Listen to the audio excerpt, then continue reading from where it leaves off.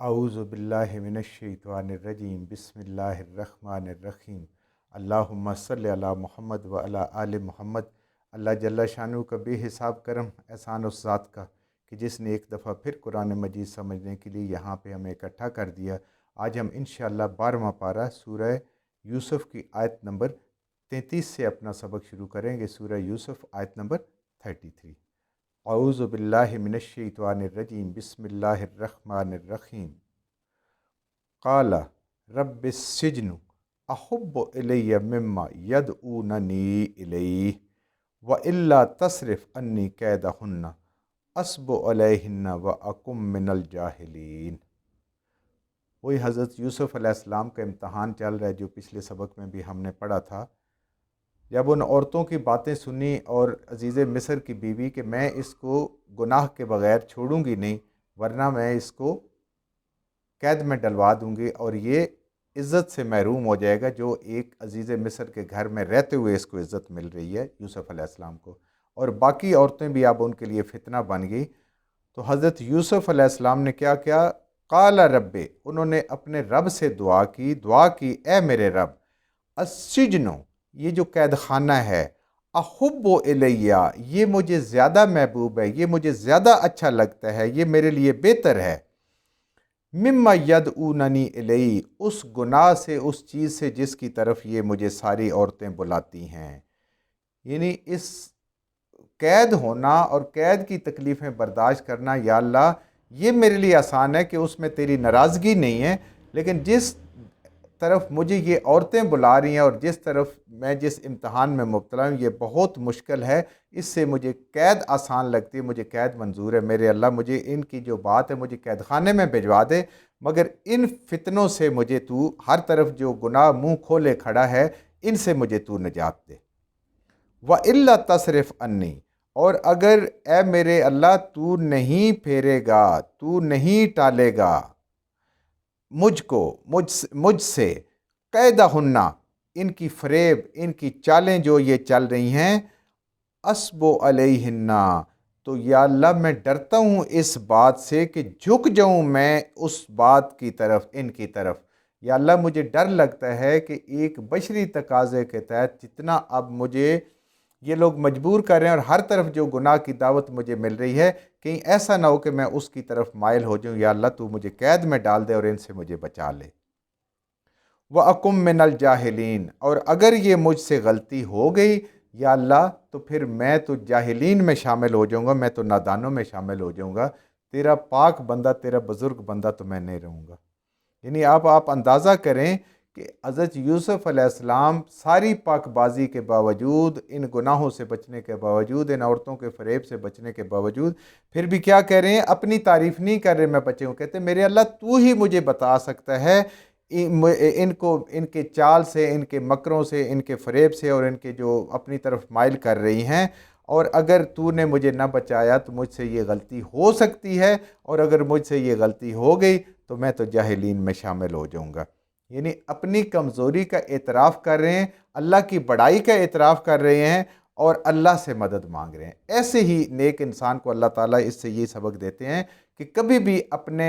ज़ोर बाजू पे, अपनी सोच पे और अपने ईमान पे भरोसा करने की बजाय अल्लाह पे भरोसा करें तो अल्लाह ईमान भी बचाएगा, ज़ोर बाजू भी बचेगा, सारी चीज़ें, इंसान की सोच भी पाक रहेगी। तो अल्लाह से मदद मांग रहे हैं। ऐसे मौक़ों पे अल्लाह से ही मदद मांगी जाती है जब मुआशरे में चारों तरफ इस तरह की बुराइयां और बेहयाइयां वो सरेआम हो, जिनको कहते हुए, करते हुए किसी को कुछ महसूस भी ना हो रहा हो कि कोई गलत काम हो रहा है। फस्तजाब लहू रब्बहू,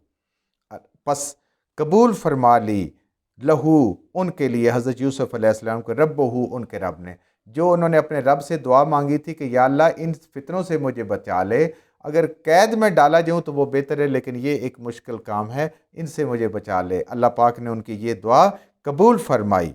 फ़सरफ़ा अन्हु कैदहुन्ना, और हटा दिया, बचा लिया, दूर कर दी उनसे ये जो मकाराना चालें थीं, ये जो उनके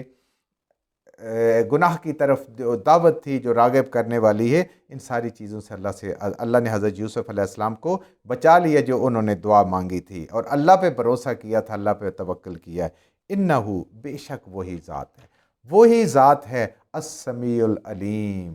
ہر کسی کی فریاد کو سننے والی، ہر کسی کی دعاؤں کو سننے والی، قبول کرنے والی، العلیم، اور سب کچھ جاننے والی، دل کے حال بھی جاننے والی کہ کس نیت سے، کس دل سے منہ سے الفاظ نکل رہے ہیں، اور دل کی گہرائی سے نکل رہے ہیں یا خالی زبانی اوپر سے نکل رہے ہیں، دل کچھ اور کر رہے ہیں، سب کچھ علم اسی کے پاس ہے۔ ثم، پھر اس کے بعد، بدلہم، ظاہر ہو گئیں، من بعد، ان امراء کے واسطے جو سلطنت کے واسطے تھے ان کے بعد، ما رأوا الآیاتی، کہ دیکھا تھا انہوں نے نشانیوں کو، یعنی کہ یوسف علیہ السلام کی بے گناہیاں ان پہ ثابت ہو گئیں، اور جو ان کی بیگمات کے جو سوچ تھے، جو خیال تھے، جو آزاد خیالی تھی، وہ بھی ان پہ ظاہر ہو گئی۔ بدلہم، سب کچھ ظاہر ہو گئی، یوسف علیہ السلام کی بے گناہی اور ان بیگمات کی جو چالیں تھیں، جو ان بیگمات کی سوچ تھی، وہ ساری کی ساری ان پہ ظاہر ہو گئی، جو امرائے سلطنت تھے جن کی بیگمات سارے کام میں ہیں، یعنی ان عورتوں کی منہ زوری ان کے خامدوں پہ اس معاشرے میں ظاہر ہوگی، لیکن انہیں کوئی بھی اس چیز کی غیرت اور شرم نہیں تھی۔ لَيَسْجُنُنَّهُ حَتَّىٰ حِينٍ، تو ان سب نے مل کے یہ فیصلہ کیا کہ حضرت یوسف علیہ السلام کو قید میں ڈال دیا جائے۔ مسئلے کا حال یہی ہے کہ کچھ وقت کے لیے حضرت یوسف علیہ السلام کو قید میں ڈال دیا جائے، اس فتنے سے تب بچا جا سکتا ہے۔ یعنی ان کی عورتیں اتنی منظور تھیں کہ ان کی وہ بات ماننے کے لیے تیار نہیں تھی۔ اس ضیافت کے بعد ان ساری امراء کی جو بیگمات اور اس میں شامل تھیں، جو بھی خواتین شامل تھیں اس میں، وہ ساری کی ساری حضرت یوسف علیہ السلام کی محبت میں گرفتار ہو گئیں، گھر گھر میں ان کا چرچا ہونے لگا۔ یہ تھا اس معاشرے کا حال، اور ساتھ ہی اللہ نے بتایا کہ طرز حکمرانی ان کا کیسا تھا، ان کا انصاف کیسا تھا۔ انہوں نے ایک بے گناہ کو قید میں ڈالنے کا فیصلہ کیا، اور جو گناہگار تھے ان کو آزاد پھرنے کا موقع دیا اور گل کھلانے کا موقع دیا کہ وہ جو مرضی کرتی رہیں۔ تو یہ ان کا طرز حکمرانی تھا کہ بے گناہ یوسف کو قید میں ڈال کے مسئلے کا حل نکال رہے تھے، اور یہ جاننے کے باوجود کہ کس کی غلطی ہے، کس کا قصور ہے۔ وَدَخَلَ، اور داخل ہوئے، مَعَهُ، ساتھ ان کے حضرت یوسف علیہ السلام سے، السجن فتیان، قید میں دو نوجوان۔ جب حضرت یوسف علیہ السلام کو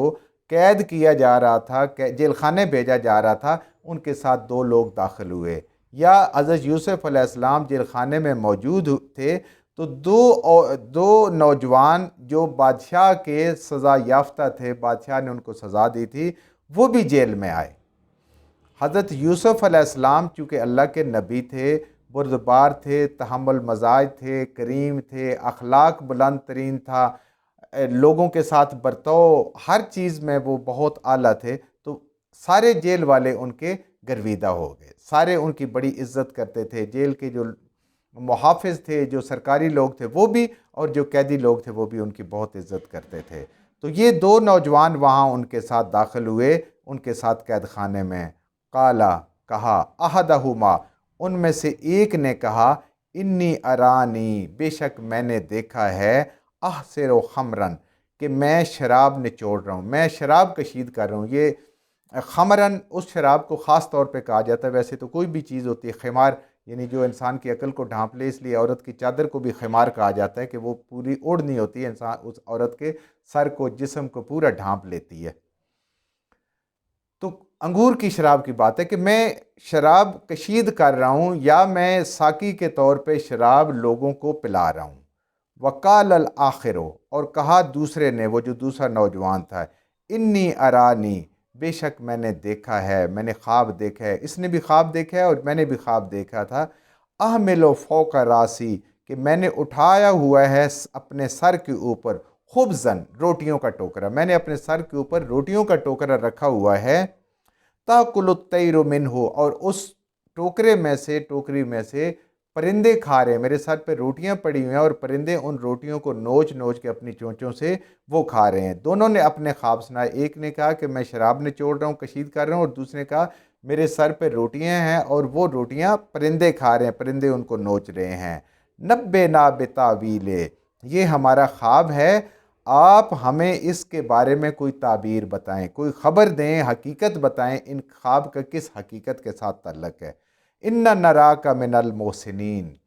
بے شک ہم پورے جیل خانے میں دیکھتے ہیں کہ آپ جیسا محترم کوئی نہیں ہے، آپ جیسے عزت کرنے والا کوئی نہیں ہے، آپ جیسا دوسروں کے ساتھ احسان کرنے والا کوئی نہیں ہے، آپ جیسا عالی ظرف کوئی نہیں ہے، اور آپ سب سے نیک انسان ہمیں جیل میں لگے ہیں۔ تو آپ ہمیں سنائیں کہ ہماری اس خواب کا کیا مطلب ہے۔ ان دونوں نے اپنا خواب سنایا اور حضرت یوسف علیہ السلام سے اس کی تعبیر چاہی۔ آج بھی ایسے ہی ہوتے ہیں نا کہ جس کو انسان ذرا نیک سمجھتا ہے، کرتا ہے، اپنے دکھ اس کے ساتھ بیان کرتا ہے، کوئی پریشانی ہوتی ہے، وہ خواب سے پریشان تھے تو انہوں نے حضرت یوسف علیہ السلام سے خواب بیان کیا اور ان سے اس کی تعبیر چاہی۔ جو کچھ ہم نے صحیح صحیح پڑھا اللہ ہمارے ذہنوں میں دلوں میں بٹھا دے، جہاں جہاں پڑھتے ہوئے بولتے ہیں ہم سے غلطیاں ہوگی اللہ میں معاف فرما دے، اور ان غلط باتوں کو ہمارے ذہنوں سے دلوں سے اللہ کی ذات نکال دے۔